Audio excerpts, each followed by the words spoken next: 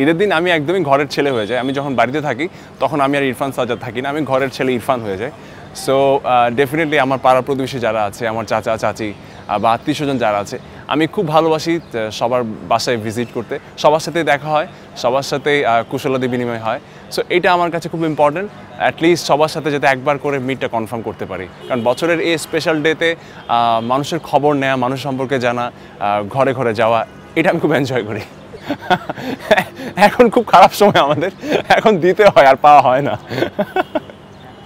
ওই আমি একটু আগে যেটা বললাম, অ্যাকচুয়ালি আমি যখন আমার বাড়িতে থাকি তখন কিন্তু আমি সেলিব্রিটি নাকি আমি টিভি আর্টিস্ট বা আমি কে এসে আমি ভুলে যাই। আমি একেবারে ঘরের ছেলে থাকি এবং সবার সাথে যেহেতু আমি ওভাবেই কমিউনিকেট করি, সো মানুষ আমার সাথে মিশতে আসলে কখনোই কোনো কঠিন বোধ করে না, খুব সহজেই মিশে যায় আমার সঙ্গে। সো আমার কাছে মনে হয় আগের ঈদ পরের ঈদ দুই রকমের যদিও, but end of the day টেস্টটা সেম। ঈদ অবশ্যই আমি আমার বাড়িতে করি চট্টগ্রামে, আমার মা বাবার সাথে, ভাই বোনদের সাথে। সবাইকে ঈদ মোবারক।